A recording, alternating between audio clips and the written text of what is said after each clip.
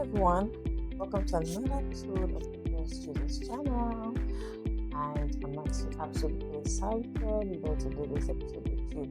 And today we'll be discussing about the last episode on organized evening, and I can't wait for you to have all that this in this episode. Definitely before we start, I would love to say a word of prayer. So dear Lord, we invite you into this episode, and I ask that you take control. Let me decrease for you to complete peace, and that everyone that will be listening to this video that it makes impact in their lives in Jesus' name. I ask that every wisdom, every truth that you want us to learn, that Jesus is in Jesus' name. Welcome once again to the First Jesus channel. And like I just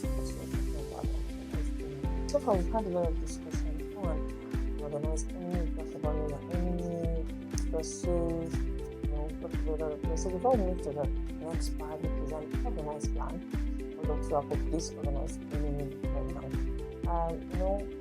One of the anchor scriptures I used when we started was Ephesians 6. I'll still be bringing it back. Ephesians 6 is Ephesians 6.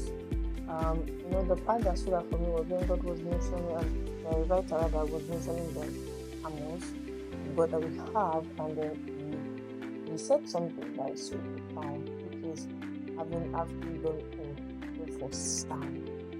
One of the lessons I've learned, most importantly this year, is that it's not enough to know your enemy, but it's also very important that you have this at the consciousness at the back of your mind, that you are always to stand.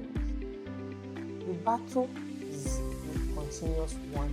The battle we have with the enemy is never ending until we leave the spirit. It's a continuous one. And so, at any moment when you think you are resting, at any moment when you think you're pushing, you are scheming, they are planning. And once they get the entry point, as it, you must know your enemy. But beyond knowing your enemy, you must always be ready. Because one of the reasons why I have to stop on the organized enemy, because it spills over to other discussion we're having, because we have, like I said, we mentioned different types, and most of these strongholds have each area that is assigned to it. So going into that discussion, but like I said, you must just know your enemy, but you must be ready at all times to fight. As believers, one of the things that God is after is that we are soldiers, inside soldiers, always ready to come the full armor of God, always ready to fight, always ready to that adversary is not resting, that adversary is not resting, that adversary is always ready. Even the humans he uses, right, they are always ready. Another thing I also want to discuss is please don't make yourself a vessel. One prayer that King David prayed was that he said, God, search me. When you get anything that is not of me, please take it away. You need God to continually put you, just like that vessel of dishonor that is put into a vessel of honor. Because if you know that dishonor face, you are very open to anything, and the enemy likes vessels like that. Work on your excesses, work on your habit, work on your thought line, work on your thought process, work on your personality, work on you, please, work on you. The enemy is looking for vessels, but if you make yourself readily available, then you become work on you.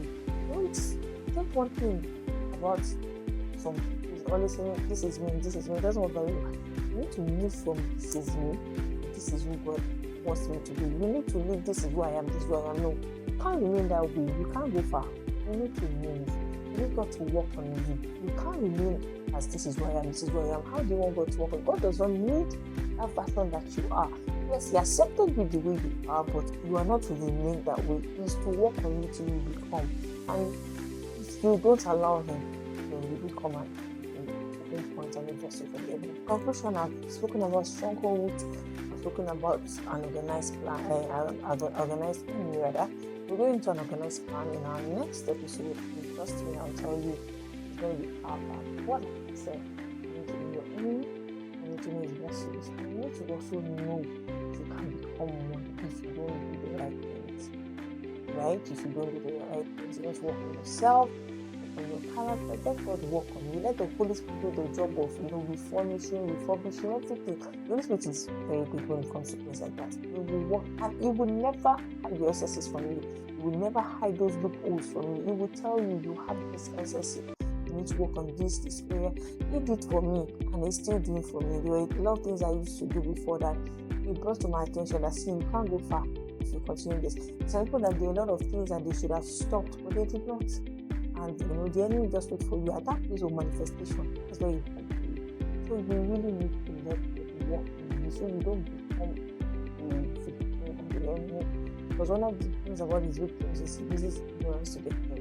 Makes them look as if they're okay, they don't have any issues, and then they feel like whatever anger, hatred, jealousy they have is fine. It is not fine.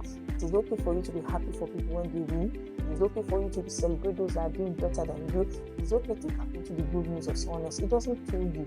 It is okay. You don't have to win like somebody else. Your life does not have to go smooth like someone else. Everybody's journey is different. Just accept it and let God do whatever He wants to do with you.